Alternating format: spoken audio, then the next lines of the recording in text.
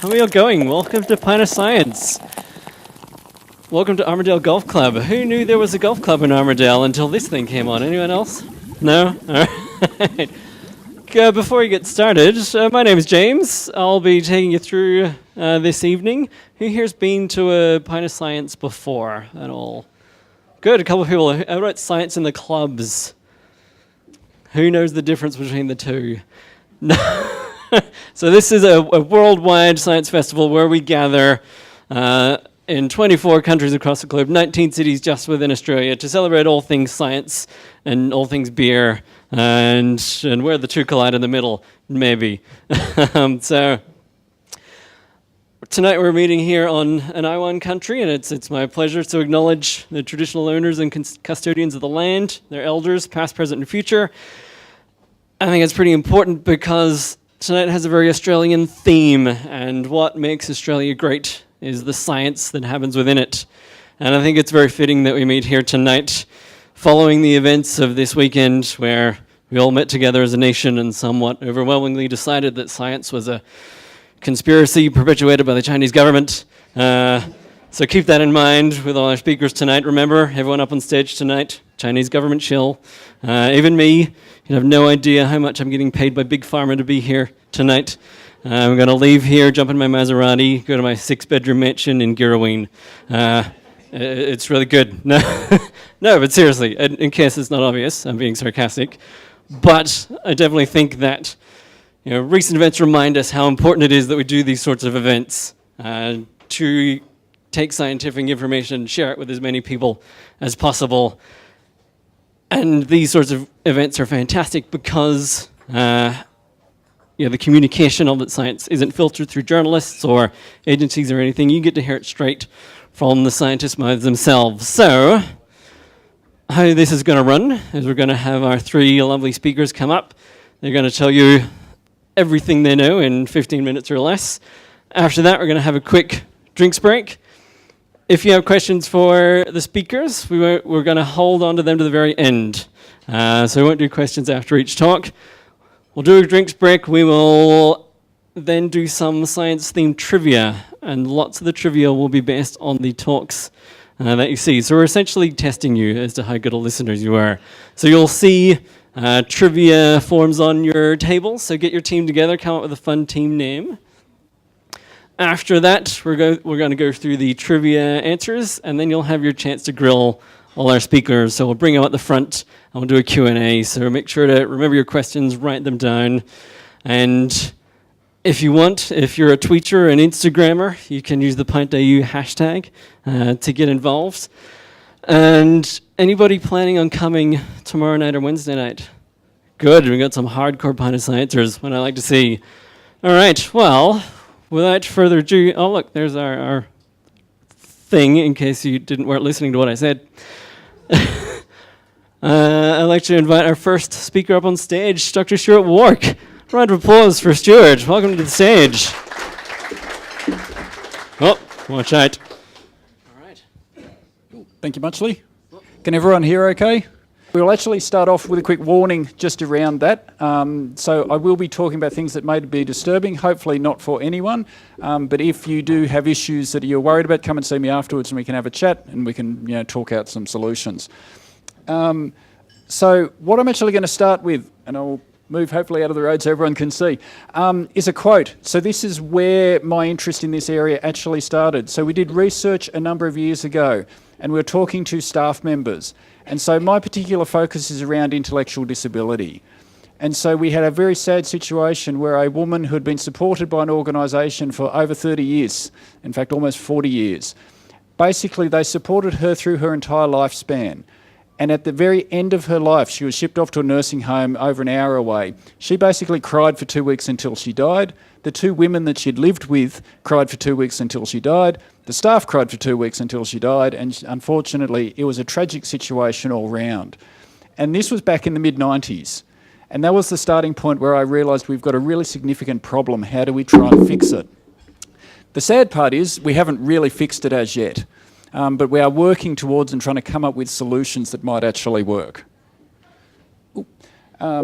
one of the things that I think is our starting point, and so one of the things to remember is life expectancy for people with intellectual disability has increased significantly in the past century.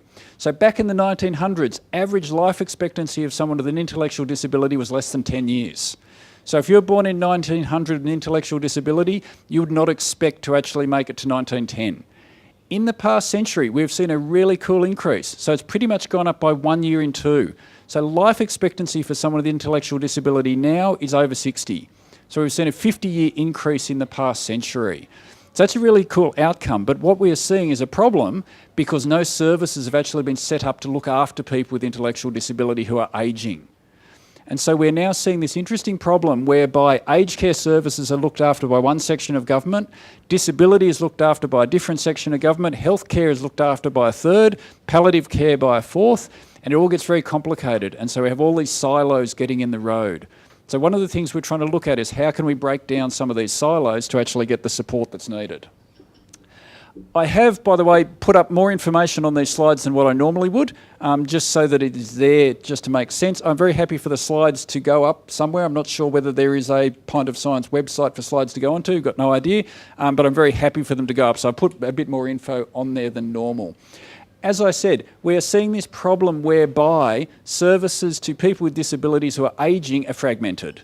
And so unfortunately, if you are ageing with a disability, you reach a point where you actually have to make a decision whether you want to have a disability or be ageing. You cannot actually be both.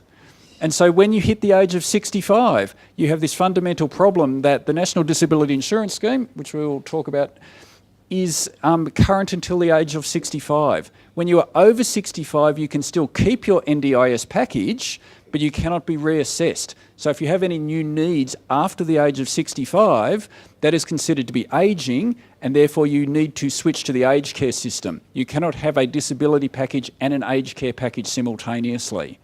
So we're seeing this interesting split now where people need to try and make a financial decision as to whether they are better off and would get better support from being in the aged care system or the disability system. Rather than recognising people can naturally age over time and need greater support, they're now saying you need to be into one area or the other. And so we're seeing this massive problem that no one has thought of because it has taken a century for us to get a cohort of people with intellectual disability to actually get to this point.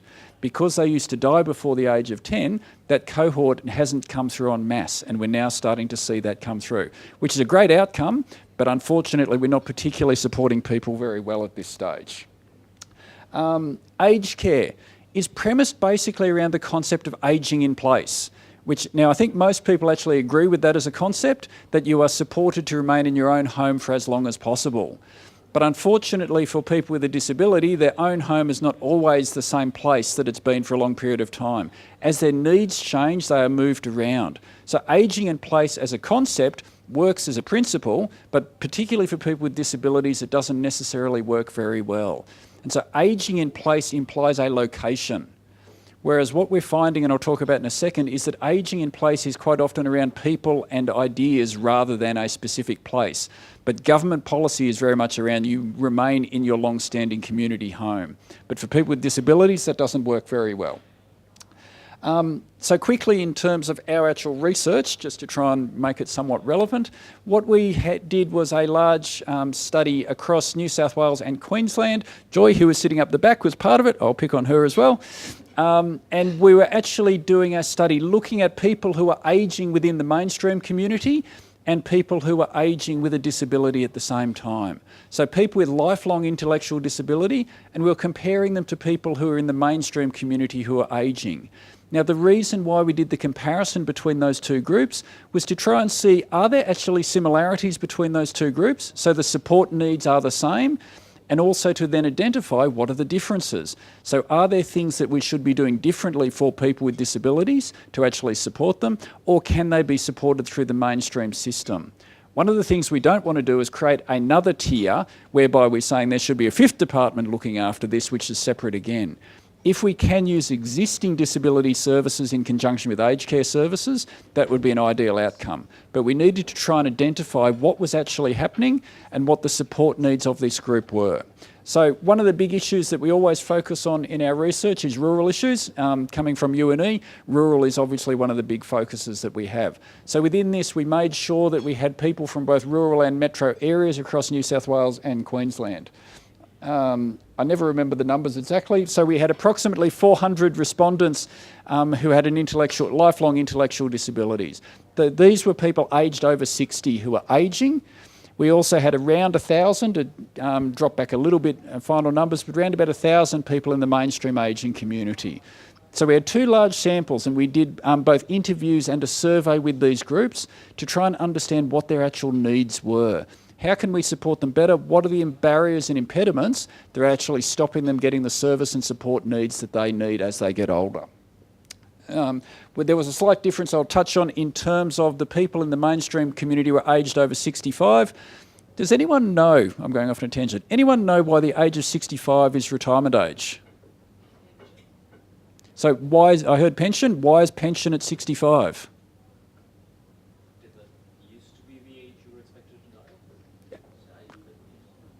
Close, very close. Came in, I'm going off on a tangent, but I think this is interesting, came in England in 1908, and they actually had it at age 70. And the reason pension was at age 70 was no one was expected to live that long, and therefore it wouldn't cost them money. If you actually read the equivalent of Hansard in the UK, they specifically say this is a financial decision.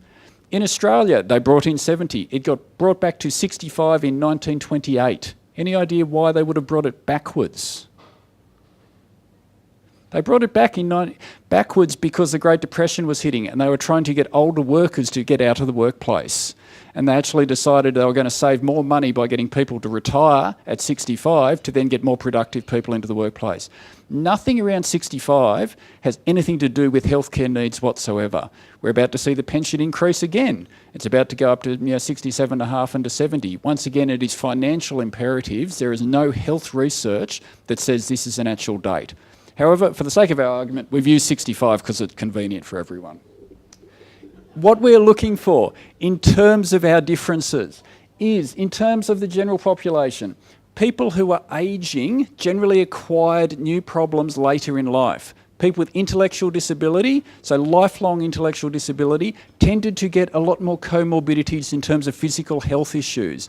This happened much earlier in life. Even if there was no particular health reason for that, it tended to occur earlier. So that meant they were institutionalised much earlier than that time.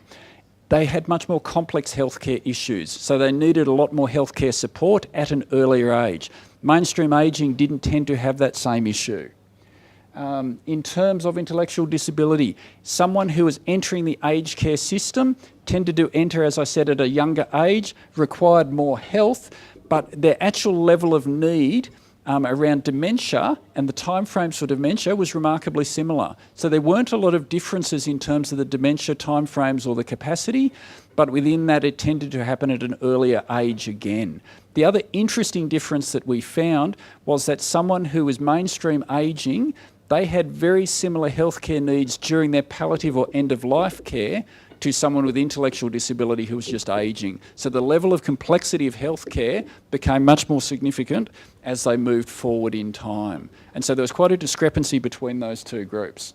In terms of the issues around aged care and dementia care for people with intellectual disability, there are some subgroups, such as people with Down syndrome, for which we acknowledge that it is quite different. But in general, for intellectual disability, dementia play-out was quite similar, which we weren't actually expecting. In terms of similarities, so we're trying to see what is the same for these groups. So what issues do they actually face that we can actually support at the same time and through the same process? I think everyone agrees with this to some extent. It probably won't be a great surprise, but one of the key themes that was coming out was, I want more of a say in where I go and what happens to me. And so even though the premise of ageing in place was important, they said it is not necessarily about remaining there. It is about who I live with and where I go, and how we can then change our support systems to support them better to age in their chosen place. So one of the concepts that we came up with was very much around supporting people both in their living environment and their relationships to maintain them going forward. And at times, maintaining relationships actually involved them moving out of their long-standing family home somewhere else. In one example, there was an older couple who voluntarily chose to move into residential aged care because they could then move together and stay together. At that point, the push was for one of them to stay in their long-standing family home and the other person to move. Whereas by choosing to move, they stayed together, and their concept of home was being together. It wasn't around a location. And so government policy, and this is one of the things we're trying to change, is government policy says place is a location, whereas we want place to be a concept of togetherness and the option for people to actually stay together within that. Health issues experienced. As noted, there were differences in terms of things happening at an earlier age. However, the actual issues were remarkably similar. If we take the age variable out, the actual intensity of issues were quite similar. And so mainstream aged care services are actually well placed to provide a lot of this support, so long as you can get past the bureaucratic barriers that stop people accessing it. So we don't need a separate system. We just need to actually stop the barriers that are preventing people getting into it. Control and support. This comes back to the idea of individuals not having support from people who actually respect their autonomy. So quite often as people age, they lose their voice. There are some very interesting changes happening in terms of Guardianship Act, which I'm not sure if you're familiar with, and they are actually looking at changes. 2018 in August, New South Wales Law Reform Commission made a number of recommended changes to the Guardianship Act. And in particular, they're looking at this concept of how do we make sure that individuals have more autonomy and more say. Even if their capacity is diminishing, we need to make sure that they still have autonomy to decide what they want and who they want to spend time with and who they want to live with. So, very finally, in terms of timing, there was a very general recommendation. We've got a whole series of other ones, but I don't have time to go through them all. But generally, the big recommendation we've made to government, and we're talking about with lots of groups across Australia. Last year, I spent 3 months in Ireland and the UK, and once again was talking about these ideas. But in particular, we're getting the idea of ageing in my chosen place to replace ageing in place. So how do we give people more autonomy? How do we make sure that they have more choice? And how do we enable them to make decisions about themselves that are in their best interests, rather than simply saying, you stay where you have been for a long period of time and there should be no change? From a government perspective, ageing in place is a good policy because it costs less than residential aged care, but it is not always the best option for everyone. So one of the big pushes we want to try and make is giving people more, a greater ability to actually make those decisions for themselves. And that's pretty much it.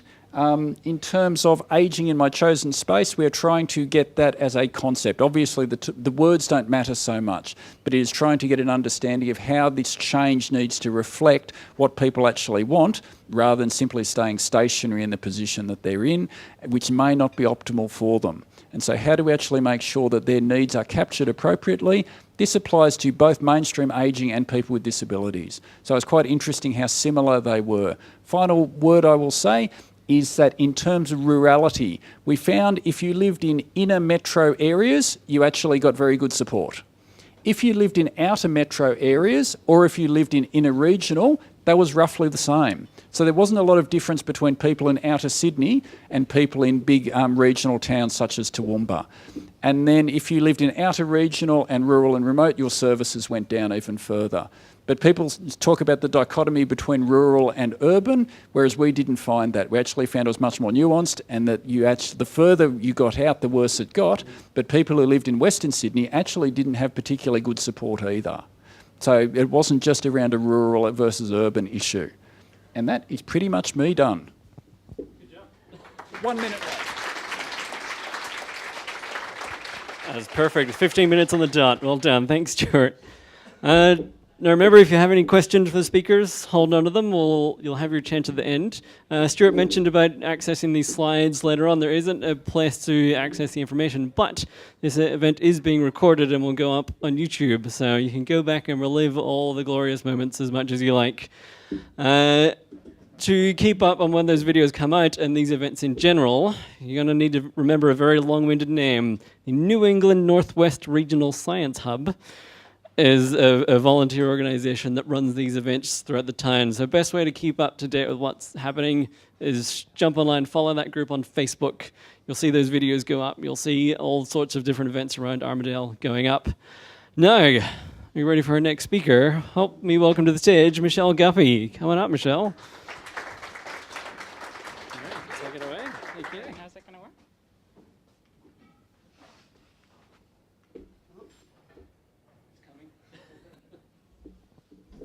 Hello, everybody. I'd just like to acknowledge Bond University as well as UNE because I'm doing this research through Bond University as a PhD student.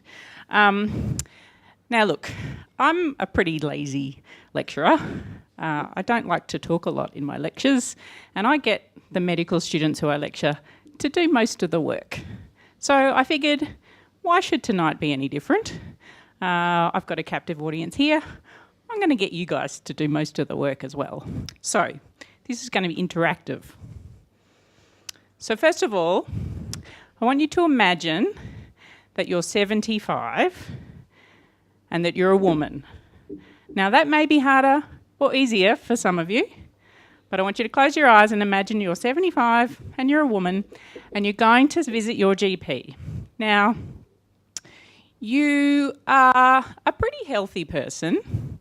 You've been pretty healthy most of your life. You're interested in science. You're interested in looking after yourself. So you fairly regularly see your GP, say once a year. You're the sort of person who, when you go to the pharmacist, you get your blood pressure taken and you write it down in a little book and you take it to your doctor and show them. Your friends might call you a little bit OCD, but your blood pressure's been pretty good for most of your life. It's 140 on 90, which your doctor has always said is, it's just on the borderline, but it's fine. You've never smoked. You may be slightly overweight and you're just thinking about doing something about it, but tonight's meal's pretty nice, so you haven't worried about it tonight.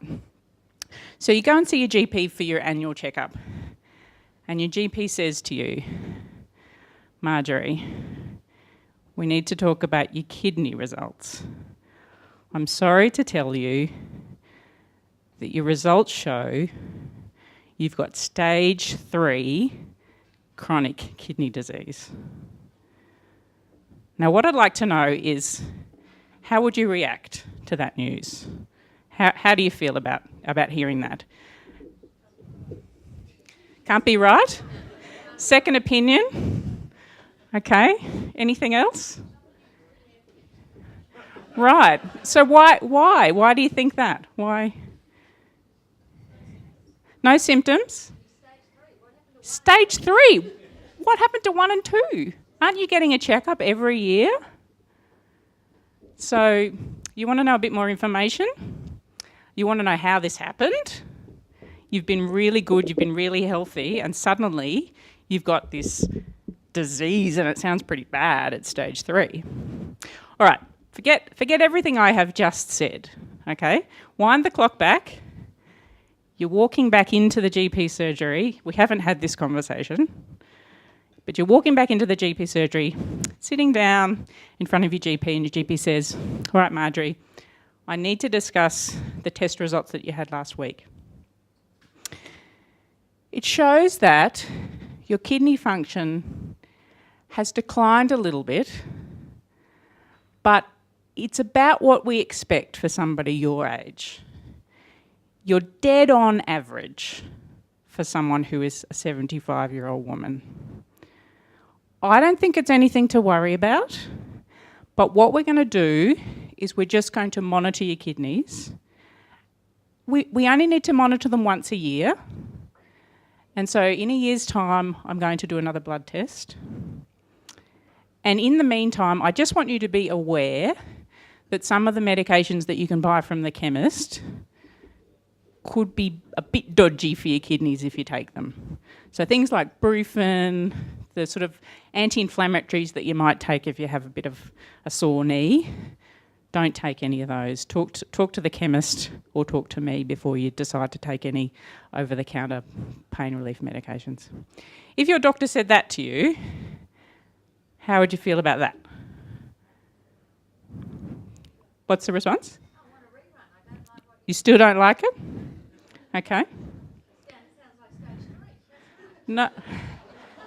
Forget I said anything about stage 3. We didn't have that conversation at all. All right, so you've still got the same response, that decline in kidney function. All right, anyone else got a different reaction? Got a plan? Okay. It's normal. You don't like being average. You want to be above average, but you're quite happy to be normal.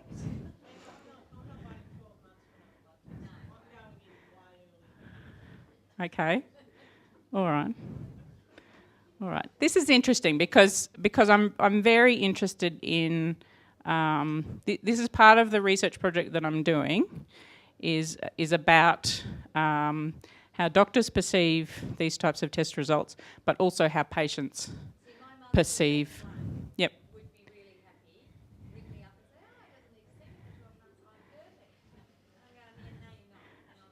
All right. So I'll talk to you about the research I'm doing and the questions that I'm asking GPs about how they manage their patients with chronic kidney disease. A very quick run through Kidney Physiology 101. This is all you need to know. This is. I hated the kidneys when I was at medical school. I didn't understand them at all, and now I'm doing a PhD on them. This is called a nephron, and a nephron is basically a tiny little filter, and your kidney's made up of a million of these nephrons. So you've got 2 kidneys, one on each side, and each kidney's got a million of these nephrons, or a million of each these little filters each. So you've got 2 million nephrons when you're young. And the key... Oh, that didn't work. The key part of the nephron is that little bit there. That's called the glomerulus. It's hard to say. But that's the beginning of the filter. That's where the blood enters the nephron and the blood is filtered out. The kidney does various things throughout the course to that blood, gets rid of some things, puts some things back into it, and then eventually it comes out as urine into the bladder.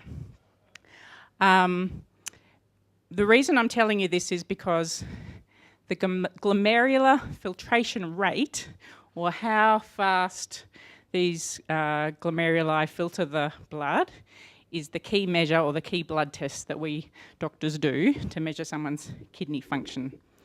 So, what happens as the kidneys age?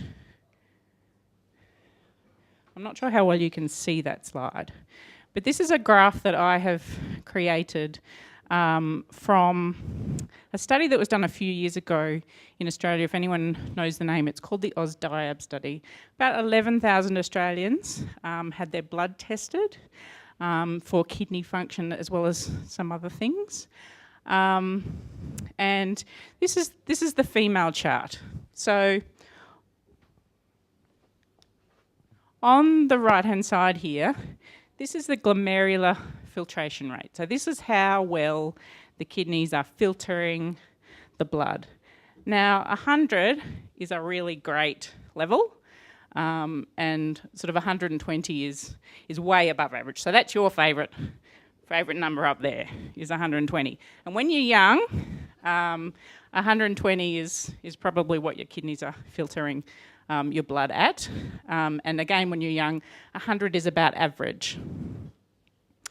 If you were kind enough to donate your kidney to somebody in need, and you lost an entire 1 million nephrons, you would suddenly lose half of your glomerular filtration rate. And so you would go down from 120 down to 60. And only people with a glomerular filtration rate of 120 are allowed to donate their kidneys. So yours would immediately go down to 60. So this chart shows what happens as your kidneys age. So when you're younger than 30, the black line is the average. So the 50th percentile. The top dotted line at the top there is the people who are sort of way above average, the 95th percentile. And the bottom dotted line that I don't think you can see very well is what we call the 5th percentile, so way below average. And this is where the majority of of people fall between. So that's the average line, and it goes down like that.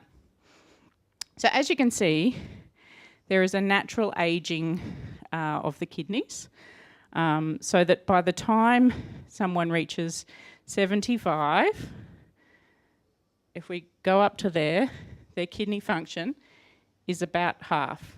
It's 60. So it's about half what it is when you're 30. Now that's a graph of normal Australians, right?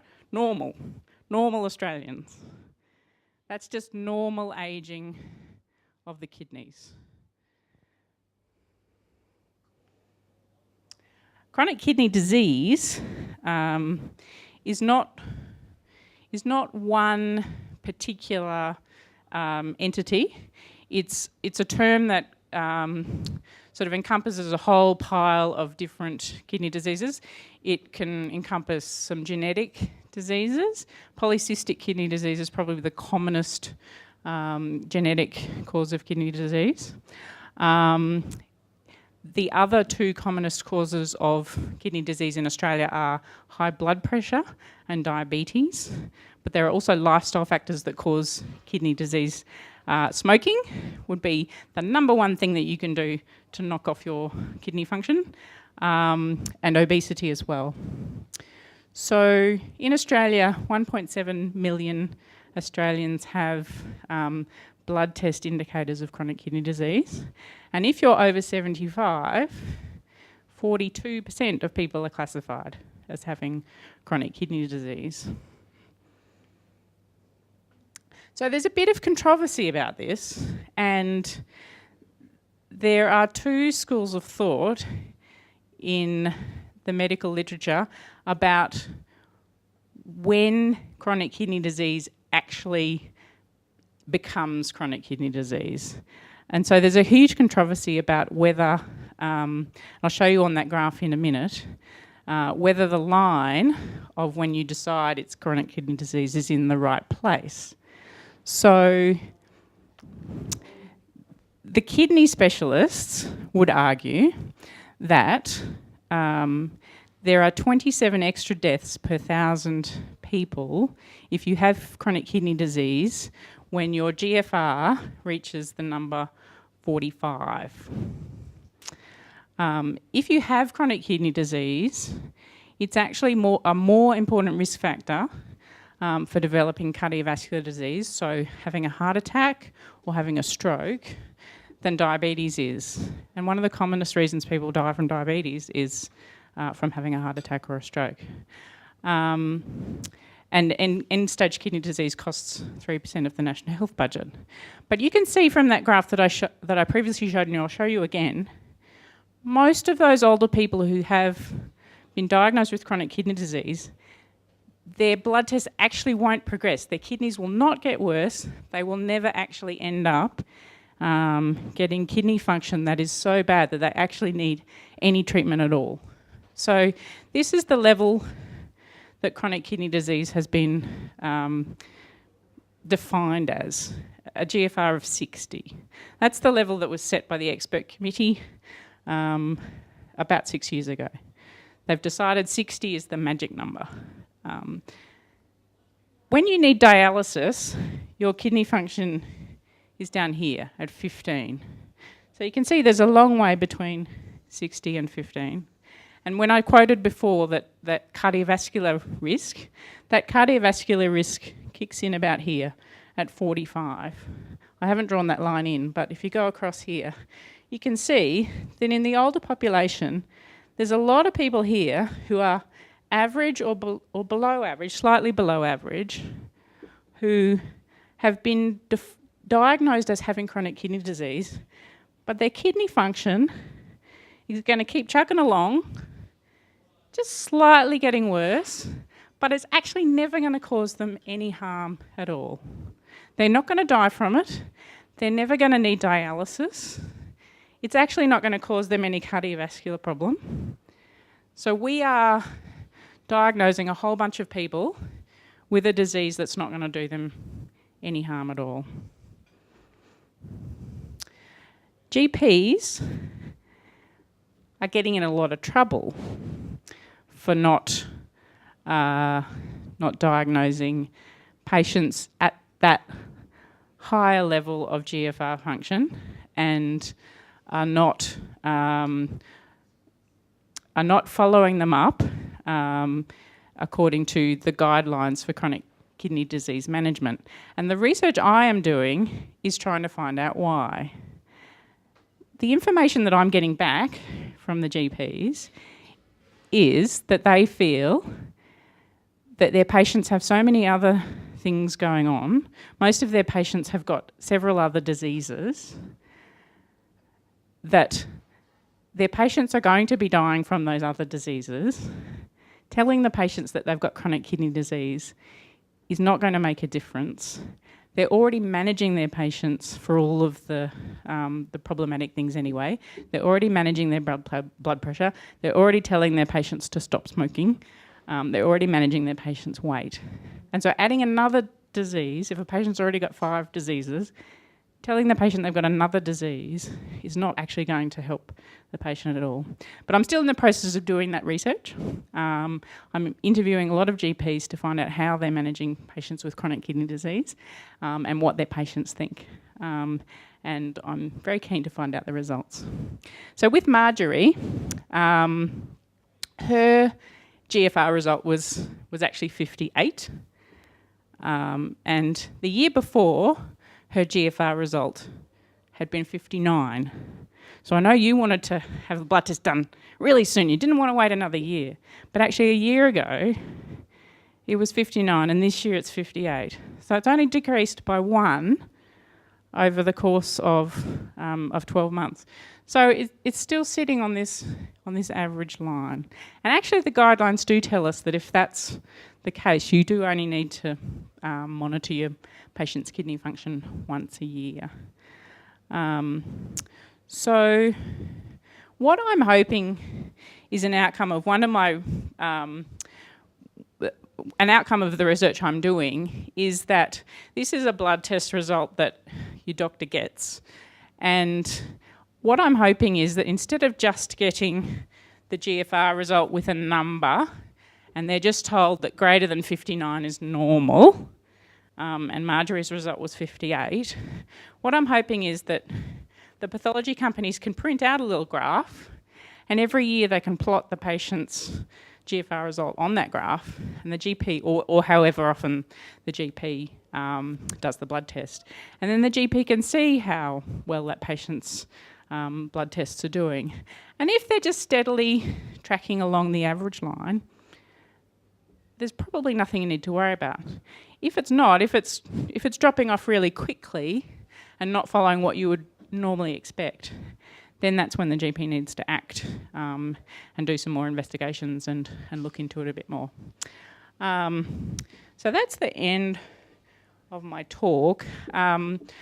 Just a little bit more broadly, I'm involved with an organisation that looks at a concept called overdiagnosis, where diseases that might have a very mild trajectory but also a very severe trajectory, where we're diagnosing and we're screening patients at the very mild end of the spectrum, and we're treating those patients.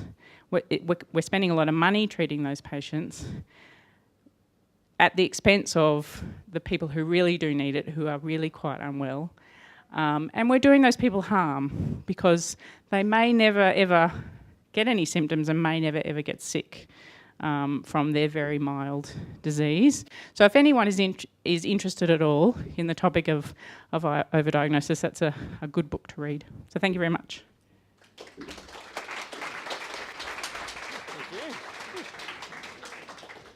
I really like that message. Next time doctor tells me there's something wrong with my kidneys, I'm just going to say it's fine. It doesn't matter. It's totally fine. You're too young. Oh, all right. Not for long. No, I should point out too, Pint of Science each year, this is a volunteer-run festival. This is the 6th year Pint of Science has been running. And if you look around the room, you'll see a couple of people in these dashing black T-shirts. These are all the volunteers that have made this event possible. So if you see one wandering around, give them a high five, offer to buy them a drink, whatever it takes. And our speakers as well are all volunteering their time as well. This isn't part of their day job coming out and doing this, so thanks so much for coming along and helping out. And on that note, I'd like to welcome our final speaker, Professor Hugh Barrett. Welcome to the stage, Hugh. Coming up. Thank you. Thanks very much. Good evening, everyone. I'm glad, hope that everyone's probably had their meal by now, because what I'm going to talk about is diet, primarily. And the topic here is you are what you eat and do, or really what you probably don't do. Really, the whole topic of body size is really about energy, and energy in. So obviously that's food, and today we live in a state where there's an absolute abundance of food everywhere. We don't have to run around and chase it like the cavemen used to do. Energy obviously is used as part of growth and maintenance. We need energy just to maintain our physical state, homeostasis. And of course, activity is another way to expend energy. Obviously the guy on the top there on the right is not expending much energy, but the guys in the bottom shearing sheep are burning up a lot of energy and therefore would have to adjust by increasing their food intake on the left. And of course, this is a way to expend the energy at the gym. This is a good start to your workout. Take the escalator to the top. If you go to China, this is in a subway in Shanghai. They're actually, whoops, sorry. You can see down here, the sign says no walking. So in fact, they're not encouraging people to even walk up the escalator. I understand that there's a risk associated with that and people falling. But even so, it sends a wrong message, especially in a country which is becoming more affluent. They probably need to ensure that they're increasing levels of physical activity. And in Australia, and everyone's probably aware of this sort of data, we can see what's happened to the percentage of the population who are classified as obese. And that's gone up nearly 50% in 20 years, to the point where just under 30% of the population is now classified as obese. So that's having a body mass index of greater than 30. So it's a big problem. And one of the ways that we've tried to address this over the years is people have developed all sorts of different diets. And the Atkins diet was one that was talked about really in the 80s and 90s. There's the Pritikin diet. We now have the paleo diet. We have, diets every day, and celebrities come out and say, I've tried this diet, it does all these wonderful things. But the Atkins diet was actually really predicated on the idea that you should reduce carbohydrates, so reduce sugar intake, bread, pasta, even fruit, and increase the consumption of foods with high fat content. Now really what this was all focused around was the importance of carbohydrates driving an insulin response and leading to the secretion here. How does this work? Oops, down here. Sorry. Carbohydrates driving insulin secretion, leading to storage of fats, obesity, and insulin resistance. And that's obviously leads on potentially to the development of diabetes. Atkins had a heart attack in 2002, and despite living on his own diet for many years, came out with a statement saying that it was was not related to his diet, which it probably wasn't. It just happened that potentially he had some bad genes and therefore was susceptible. When he died a year later, opponents of his diet came out with images like this, suggesting that in fact when he died he was morbidly obese. So this guy probably has a BMI of 40. In fact, that's not Atkins at all. It's his head, but somebody else's body. So there's a lot of misinformation that's spread in this space. And I guess the other question really is, where do we as individuals get our information about nutrition? We get a lot of it from family and friends. So 75% get their information from family and friends, but they only trust 30% of it. So most of it's rubbish. Researchers are the one who are actually generating all the information, but generally researchers communicate their ideas very poorly. The media, we know what the media is like. You see it every day. Policy, government policy, policies of the Heart Foundation, policies of Diabetes Australia, etc., they all have policies, but very few people generally read them. People who are specialists in an area will read them, but that's about as far as it goes. And industry. Does industry play a role? Yes, probably by far the biggest role. And of course, industry and the media seem to work together very efficiently. The downside with the media is that they clearly have vested interests in the outcomes. Now, let's just step back quite a long way, and this is back to the early 1960s, where very eminent researcher John Yudkin in the UK published a study looking at dietary fats and dietary sugar and the relationship between the intake of those and heart disease. And he clearly identified that there was a relationship between increased fat, increased sugar intake, and increased cardiovascular disease. So that was all well and good, and that was published in very eminent papers in the Lancet in the UK. But on the other side of the world, in the US, the sugar industry was a little concerned about this message. They had clearly a vested interest in preserving the sugar industry. There was a foundation called the Sugar Research Foundation. And what did it do? It actively intervened in this research, and you can see here that it played a significant role in the production of a review which was published in the New England Journal of Medicine. And basically, the outcome of this review, which is a summary of lots and lots of research papers over many years, the outcome really was that both fat and cholesterol are the key factors that cause increased cardiovascular disease. Now, interestingly, the Sugar Research Foundation set the review's objectives, so they played a role, they intervened in that. They contributed the papers that should have been included in the review, so they went out, they did literature research to find publications that supported what they were trying to push. The funding by the Sugar Research Foundation was not disclosed on the manuscript. And in fact, the researchers were paid, and these were researchers from Harvard, they were paid a significant amount of money to get this publication through. One of those researchers ended up being the head of the nutrition department at the Food and Drug Administration.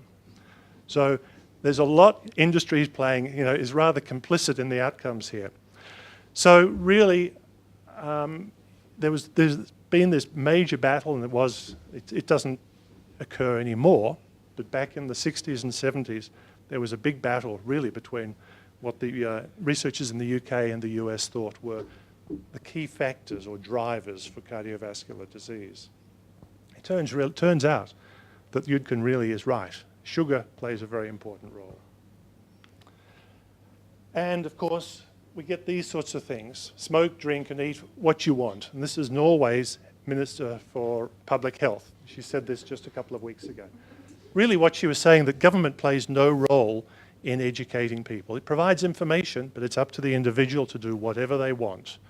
Now, while that's fine, the problem is that when those people then develop cardiovascular disease, obesity, and all sorts of other comorbidities, they'll turn up and want to be treated through the health system. So there's then a significant cost back to the individual taxpayer. So this woman got into trouble a year before, actually, for saying some rather extreme comments about terrorism. Anyway, what I want to talk about very quickly is a study that you may have heard about. It was published just last week in a journal called Cell Metabolism. It was really looking at ultra-processed versus unprocessed diets. So ultra-processed I would probably describe as maybe what's come out of the kitchen tonight. And unprocessed, obviously, is foods that have minimal processing. Now, this is a study that was conducted in 20 individuals, and it was a well-conducted study. It was a randomized crossover design, 20 people, men and women, It was a study that ran for 2 weeks. And you can see on the left here are the processed foods. So this is a bowl of breakfast cereal, Cheerios, blueberry muffin, some margarine. I'm not sure what that was in the top corner. Down here for dinner, this looks to me like fried chicken, macaroni cheese, some other drink. On the right here, we have our unprocessed foods, which obviously is banana, fruit, yogurt, some sort of cereal, and down here, potatoes, salad, broccoli, and fish. So this was a study where you can see here, each person was randomized to this trial. Some people started on the ultra-processed diet, some started on the unprocessed. Halfway through, they then crossed over. So it was an appropriately run trial. Sorry, this is not very clear, but what it was the foods had the same nutrients and the same energy content. So it was essentially, one was processed and one was unprocessed. What happened? Those, when they had the processed food, they ate considerably more of it compared to those eating the unprocessed foods. And you can see that happened across breakfast, lunch, and dinner. It didn't make any difference for the snack, but at each point here in time, they were consuming more, and therefore consuming more energy. Appetite, everyone thought the meals were fine. There was no issues there. It wasn't as if one of them was unpalatable. Visually, both meals were appealing. Everybody liked them. But you can see down here in the bottom right, you can see that the blue bars, which are the processed, versus the red, which is the unprocessed, is that when they were presented with processed food, they ate it much more quickly. So they basically, pigged it down as fast as they could, whereas the unprocessed, they took a longer time to eat it. So if we just go back, this is a bit of a summary slide here. Energy intake with the ultra-processed food was much higher. So again, it's the same nutrient content, same calories per gram of food, but when they were given the unprocessed, they ate a lot more of it. In fact, 500 calories per day more. And this is the important part down here in the bottom. So the blue, the processed food. So over a 2-week period, the people that ate the processed food put on 1 kilo of weight. The people on the unprocessed food actually lost almost a kilo. Now, there's been some criticism of this and say, well, what's a kilo? But a kilo over 2 weeks is actually a significant period. So if you keep that going, over a whole year, it could be 20 kilos potentially. It may not be. I mean, in fact, this blue line looks like it's leveling off anyway. So it may well be that the system is adjusting to come back into a new steady state. But even so, I think it's a very clear example of the difference between processed and unprocessed foods. The other thing, I'll just move on to a slightly different topic, is superfoods. And of course, just like new diets, every day or every week we're hearing new information about superfoods. And I think there was something on the ABC just in the last couple of days. So these are claimed to be, sort of bioactive compounds. Everything that we eat is bioactive. It's just a matter of the level. They have medicinal-like properties. Well, yes, if you have sufficient of them, they probably will. And this was just a quote from a nurse at New York University. Says, as a dietitian, I think superfood is more of a marketing term for foods that have health benefits, and I would agree entirely with that. Superfoods, macadamia nuts. I won't read it word for word, but basically this Royal Hawaiian Macadamia Nut company went to the Food and Drug Administration in the US and wanted the FDA to come out with a recommendation to say that their macadamia nuts reduced cardiovascular disease. The FDA, I think, were probably rather reluctant and put out a carefully worded statement to saying that 40 grams of macadamia nuts per day as part of a low-fat, low cholesterol diet could potentially reduce the risk. Anyway, the company didn't care what they said. The macadamia nut industry took that to the press, and the consumers, well, went nuts. They bought them like crazy. Anything that says these things may provide a benefit, people go crazy about. It's overhyped. I think this is almost the last one. Red wine, it's the same thing. Probably 10, 15 years ago, there was a story about a polyphenolic compound in red wine called Resveratrol. Now, you can isolate it from red wine. It comes from the grape, the skin of the grapes. It's claimed to have all sorts of benefits. It's an antioxidant. It's claimed to get rid of free radicals. So it reduces the risk of conditions such as cancer, diabetes, Alzheimer's, and heart disease. Now, there's some evidence in animal studies. That's 0.1 grams per day for a little mouse, which is quite a lot of compound, although the studies in humans have actually not shown anything of any significance. Now, if we take red wine, for example, I think you've all got the point. I think everyone's quite happy about that. So you need to drink a hell of a lot of red wine to get that. Of course, these extracts, resveratrol, you can also buy it as a supplement and eat it, in milk, mix it into something and eat it. But it's dubious as to whether it will provide any benefit. So really, that's all I wanted to say. Look, it's from my perspective, I'm not a nutritionist.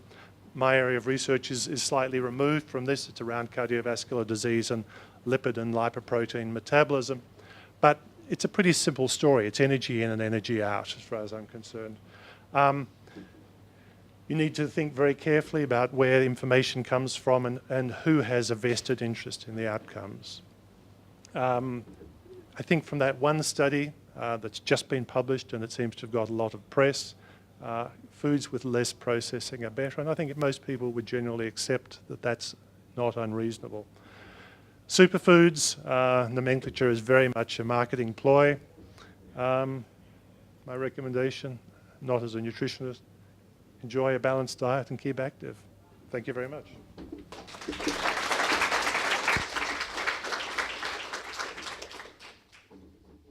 Thank you very much, Hugh. All right, I've been pretty blown away by the amount of practical advice that's come out of tonight's talk. We've talked about healthy eating. We've talked about kidney disease. On that note, it's time to head to the bar. We're going to have a quick drinks break. So the next 20 minutes, head to the bar, grab some more food, unprocessed food, ask for it specifically. I'm sure they have something back there you can have. And in that time, get your trivia teams together, come out with a team name, because we're going to jump straight into science trivia when we get back. Thanks again, everyone. Hello, my question is to Michelle. What is your thought about the preclinical markers of detecting the nephrotoxicity before that kidney disease become a chronic one? So what are you talking about specifically? No, I just want to, know from you, are there any development in terms of the preclinical biomarkers to detect the chronic kidney diseases now, or there is no progress in that area? Yeah, there's a whole bunch of different biomarkers that are being researched and being investigated, and I don't think they've yet sort of found the sort of gold standard best one. So the graph that I've shown you is based off a substance called creatinine, which is basically just a product that's produced by the body's muscle, and the amount of creatinine that's produced depends on how big you are, your gender, and your age. So there's a huge number of variabilities, and it's probably not the best biomarker, and there are a number of other ones that are being researched to see if we can find a better one. But at the moment, the classification systems all use the one based on the substance called creatinine. We may move in the next 10 years. We might be moving to one of the newer ones, and I think it's a bit of a watch this space.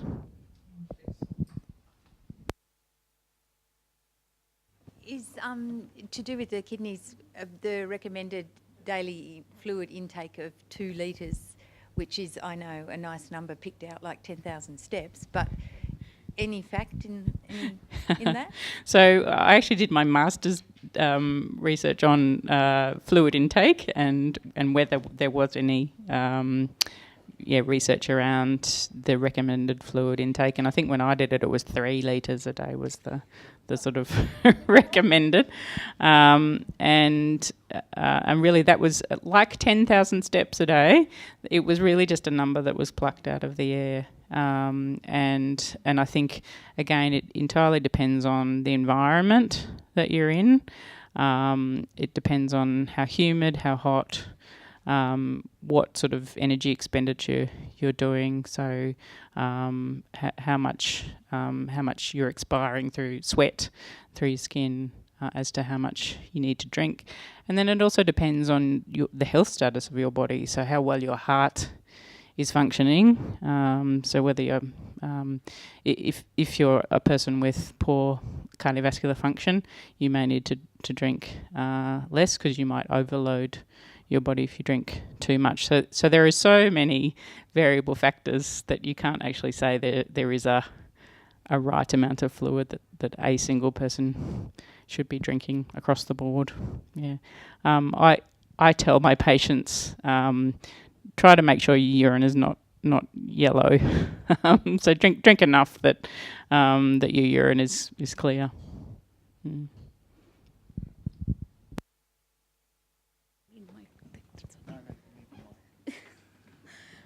Sorry, it's again for you, Michelle. Your research area is very interesting. So as you had mentioned that you are doing this research and you are in constant touch with all the GPs, and with your research, you also mentioned that there are so many, other factors involved. So when there are patients who are taking the medications for other diseases, and medications, we all know that they also put burden on the kidneys. So what is the say, and is there anything like GPs are looking into that as well? I think one of the biggest reasons to monitor kidney function is to make sure that as doctors we're not causing harm by the medications that we're prescribing to our patients. If your patient is on more than 10 medications, that we have a saying that there's an adverse drug reaction happening somewhere, in that those drugs are working against each other and possibly causing harm. And so I think as a doctor, it's your responsibility to look at every medication that you've got a patient on. And we do know which of those medications are excreted by the kidneys and have toxic effects on the kidneys. And if you have a patient whose kidney function is declining and you're monitoring it, I think you have a responsibility to look at what medications you've got your patient on and try and limit those so that you're not causing them more harm than good. So that is happening practically. Yes, and I think most GPs should be doing that, particularly with the medical software that they've got these days. MIMS and all. It's very hard to keep it in your brain, Yeah, but course. the software programs that GPs use flash up alerts saying, have you checked your patient's kidney function? This medication is toxic to the kidneys. So it gives you alerts with the medical software, so you don't have to use your brain and look something up in a book every time you prescribe a medication. Mm-hmm. Yeah, thank you. Sorry, I might jump in here quickly. I have a question for Hugh. You mentioned these diets that everyone loves, Atkins, paleo, raw food, vegan, whatever. Is any of them reaching sensibleness, or are they all a bit weird? They're all a bit weird. Look, I guess there's a lot of similarities with a lot of these diets, but I think in order to to market themselves, they have to differentiate themselves from other diets. So a lot of it's driven by marketing, I think, unfortunately. The paleo diet makes sense if you're a caveman, but humans. Well, okay, so it's fine, but there's been many years between now and when we were cavemen, and the human physiology has also changed significantly during that period of time. So we're not able to digest some of those things that they recommend in the paleo diet as well as foods that we would ordinarily eat today. Look, I think it's largely a marketing thing, and I think it's really a matter of just watching what you eat, making sure it's a balanced diet, and keeping active so that whatever energy you are bringing into your body, you're also expending if you want to maintain a stable weight. I think it's pretty simple. Don't think these things are very complex, but industry and the desire to make money from a diet program and everything that goes with it is a very strong force.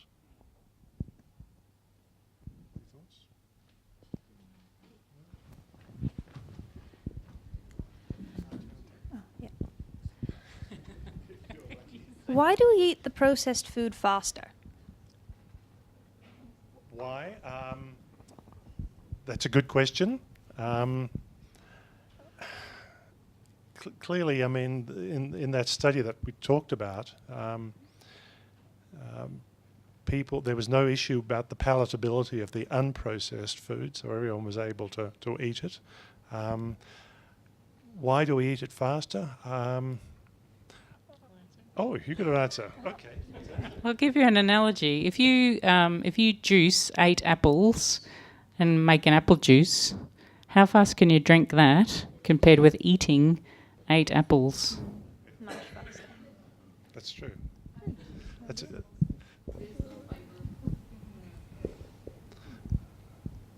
Is that a reasonable answer, do you think? I mean, of course, we're not talking about a liquid diet. I mean, if it was a liquid diet, then you could probably consume it all in 30 seconds. So you're still having to eat this, but there's something about it that's just, maybe there's less fiber in it. It's simply, because it's processed, it's just easier to tear it to pieces and eat it. I'm not really sure, but that's... In your examples that you brought up of processed and non-processed foods, I noticed that in the non-processed foods, one of them was yogurt. Yes. So where do you draw the line between processed and unprocessed? And what is a good level of processing and not? Well, I think it's probably minimal processing is probably the way to go. It can't be unprocessed. I mean, is going to pick an apple off an apple tree some form of processing? It probably is. I think it's minimal processing. I mean, and if you want to produce yogurt, it's not sweetened, so it's a low-fat sort of yogurt, then you have to do some work in order to generate that. But on the processed side, there's a lot of work and a lot of energy that goes into producing those foods.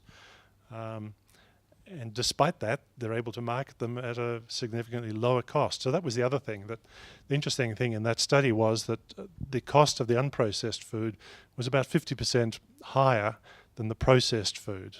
So this is the one thing that we're really facing, in the community, is that you can go to fast food outlets and buy meals there that are relatively cheap, but if you buy the equivalent of food and make things yourself, it's going to cost you significantly more. So changing that is a big issue, and I don't know how we get around that one. Stuart, does this come into play in the stuff that you do? Because you talk about the just general well-being benefits of being in your own place, but surely there's also aspects of having control over your things like your diet and being able to prepare your own food and having control over that. Does that also get considered in giving elderly people that agency to help them later in life? Yes, absolutely. I mean, there's a Royal Commission going on. There's a whole heap of things I didn't talk about, but there's a Royal Commission into ageing at the moment. And food is one of the big aspects of that, that if you are living in residential aged care, the dollar per day that they allocate for food is almost, insulting. And so you have people who are getting very poor diet at that point in life where they actually need really good nutrients as opposed to poor nutrients. And so health does tend to diminish. Now, equally at end of life stage, people will have issues around swallowing, about being able to eat food. And so processed food might be easier for them in some cases to actually eat. So it's not necessarily a bad thing. And equally at end of life, you might actually need a lot more calories in an easy way to take on, because people will quite often be very undernourished at that stage. So it's not all bad with processed food, but it is obviously an issue at that point of life as well. I was just interested in the vitamins and supplements that you said. Most of those are basically SHIT. So what do you think we get still the same amount of nutrients and things out of our food that we got years ago, or should we all be trying to give ourselves all the extra vitamin A, B, C, D, E, F, G, H, I, J, K into our bodies, or do we just spill them out? I have this argument with my husband all the time. So do I. He's in he's in the agriculture faculty in environmental and rural science here. So maybe you should come along. What night's agriculture doing? Tomorrow night. Come along tomorrow night and ask that. Wednesday night. Come along and ask that question on Wednesday night. His argument is that the food that's produced in Australia is every bit as nutritious as it ever was, and that if you're eating fruit and veg, then you are getting just as good nutrition as in the olden days, with the fruit and veg available in Australia, and there should be no need for extra supplements and extra vitamins. And they don't make SHIT; they make urine. I know. Very, very expensive urine. You just wee it out. I was just interested what you thought about this. You were saying about the supplements and how a lot of them are just so based on, No, look, I agree entirely with what Michelle has said. I think it's one of these industries that's been very, very successful. But I think there's extremely little, if any, evidence to say in Australia that you need supplements. As Michelle said, food quality is very good. So I don't believe that there's any evidence to support that. Yep. Great, thank you. Big Pharma shills here.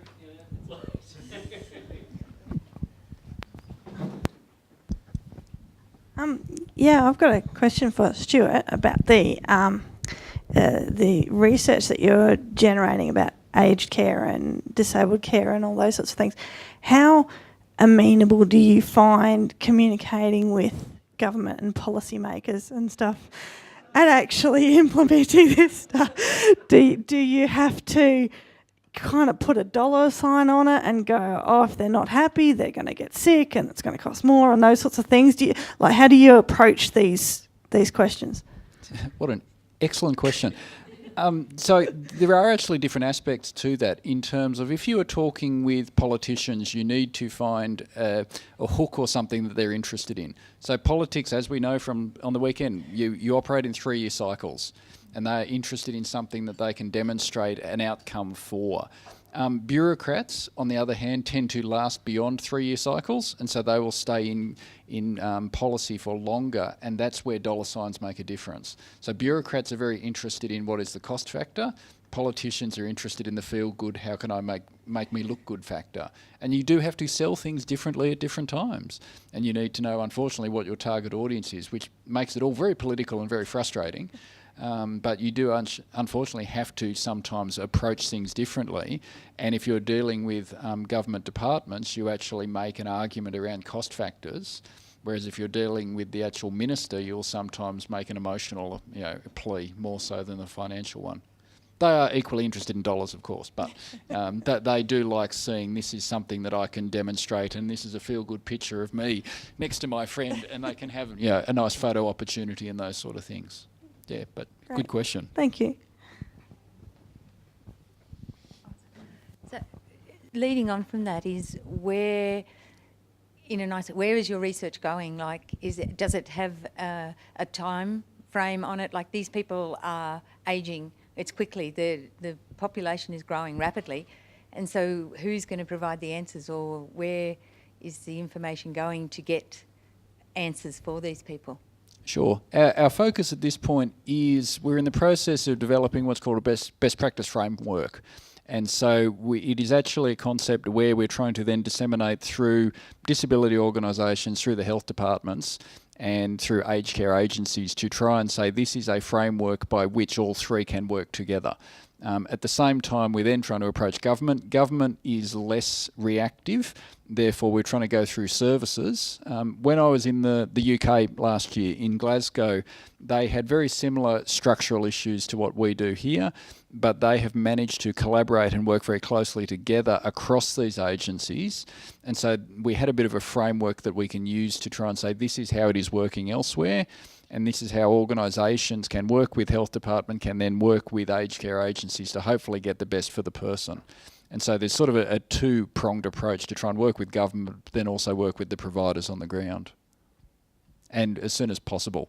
Yeah, it's the stuff you're trying to get out as soon as you can. At the moment, the NDIS is coming in and it's being rolled out across Australia. This is our opportunity to make a change, if we can. Regarding stage 3 chronic kidney failure, is there a stage 1 and a stage 2? And what level of glomerular filtration rate do those occur at? Yeah, so that's a really interesting question, and I was wondering if anyone was going to ask me that. So stage 1 and stage 2 are actually completely normal. Oh, that's a bit... And so the guideline writers got into a lot of trouble about that, about calling something that's not a disease stage 1 and stage 2 when it's actually not a disease. And so it only kicks in at stage 3. Because if they tell you stage 3, you start to freak out at stage 3. Sounds bad, right? Yeah. Look, there's one caveat to my comment, and that is that there is another marker for kidney disease, and that's protein in the urine. And so if you have a GFR that's above 60, but you've got protein in your urine, then that's when you are called stage 1 or stage 2 chronic kidney disease, even though your kidney function itself is still within the normal range. There is evidence that there's some damage to your kidneys because your kidneys are leaking protein into your urine. So that's actually where the stage 1 and the stage 2 now fit in. But originally stage 1 and stage 2 was defining what's actually normal kidney values, and so the guideline writers actually had to change their recommendations after the first iteration of the guideline. There was a huge amount of blowback against it, and they had to change what they had written. That's interesting. Thank you. We all have kidney disease. We're all aging. I'm still interested in this processed, unprocessed diet study. You said that the diets in this experiment were matched in terms of fats and carbs and all the calories, and yet some were losing weight and some were gaining weight. Does that mean that they weren't forced to eat the same level? No, they were able to eat as much of the meal as they wanted to. There was no limit. So they just ate until they were full, basically. Just happened that those on the processed foods kept eating, whereas those on the unprocessed stopped earlier. And as a result, they lost weight over that 2-week period. And do you know if there are future studies that are going to extend this beyond the 2-week period of this one? Well, obviously, it would be a good idea to see what happens after a year.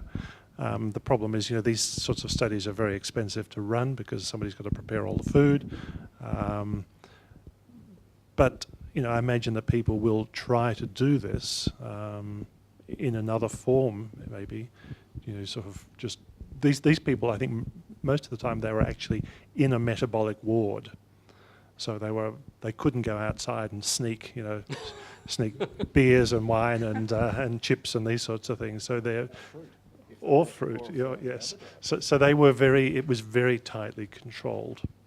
And often it's those examples where you see these dramatic changes. It's when people are free living it's harder then for them to stay on a particular diet.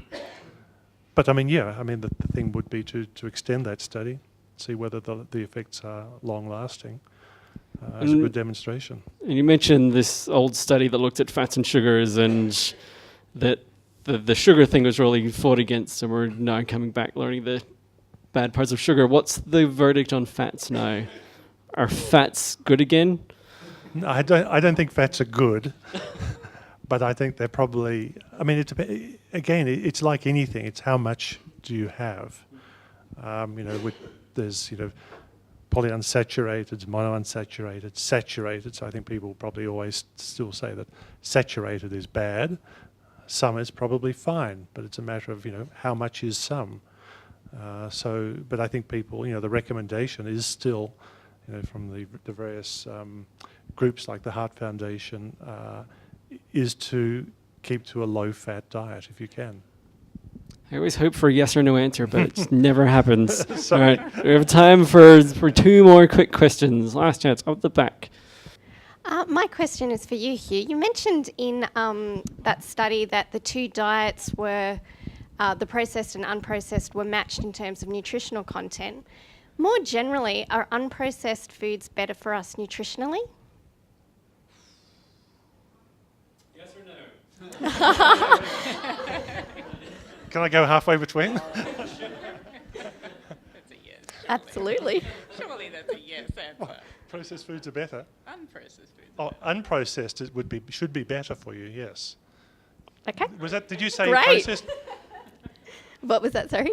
Your question was unprocessed are better. So, are unprocessed foods better for you in terms of nutritional content as opposed to processed foods in a general sense? Well. As opposed to just sheer levels of fats. I mean, my gut feeling is that they should be better for you, yes. But I don't know if there's a lot of evidence. That study, everything was very well matched.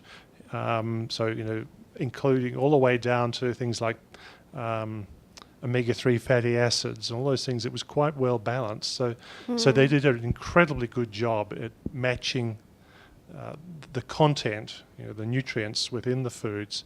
But the processing was another factor that was on top of that, which seemed to have detrimental effects. So really on the basis of that, you would probably say that it would be better to have unprocessed foods because they seem to be producing a better health outcome in a 2-week study. Okay, thanks.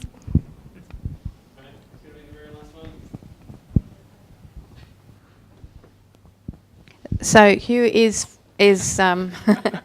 is fibre the kicker there? Is that the one? Is that the thing that we're most honing in on with the processed versus unprocessed? Well, I think there was the same amount of fibre actually in the process, but it may well be that the processing of the food itself changes the form of that, and therefore it's not as effective.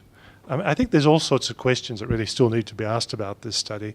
What was the transit time for the food? Is there something in that? The rate at which it was digested. There's all sorts of markers and things that we'd like to know that haven't been looked at yet. Whether the group, the particular research group, has more data, I don't know. It's certainly a hot topic. I mean, it's been on the media in the last couple of weeks, and it's attracted a lot of publicity. So hopefully we'll find out a bit more. But it is a short-term study. What happens in the long term is another question, I think. Thank you. Before you go anywhere, very important, for the highlight of the night, do we have a trivia winner? Do you want to yell it out? Congrats, Armageddon the Musical. You can collect your prize up the back. Now, while we're here, Pint of Science, again, as I mentioned before, it's a volunteer run event. We do have some sponsors that help it happen across the country. Newstead Brewing Company is one of the national sponsors, and of course the CSIRO. And I think more importantly, though, than the bigwigs, we should thank all our volunteers up the back. So we have Siobhan, we have Sonia, we have Danila, we have Christine, we have Ian and Lucas doing the AV for us.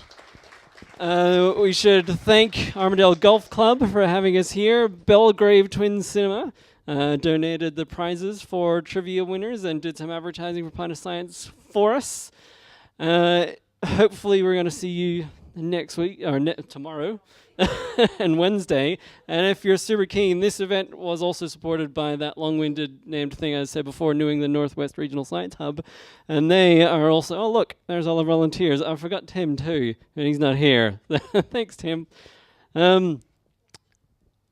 Next month, if you haven't yet got your fill of science and beer, at the Wicklow, the Science Hub is bringing another one of these events, and it's all about two local scientists that went to Antarctica and hearing their stories. We're back again in August and October. There you go. No, is there anything I've forgotten to mention? All good? Join me one last time in thanking our panel for their talks. Thanks again for coming, guys. We would like to present you with these official Pint of Science pint glasses. Thanks again for coming, everyone. Hope you enjoyed it, and we'll see you back tomorrow.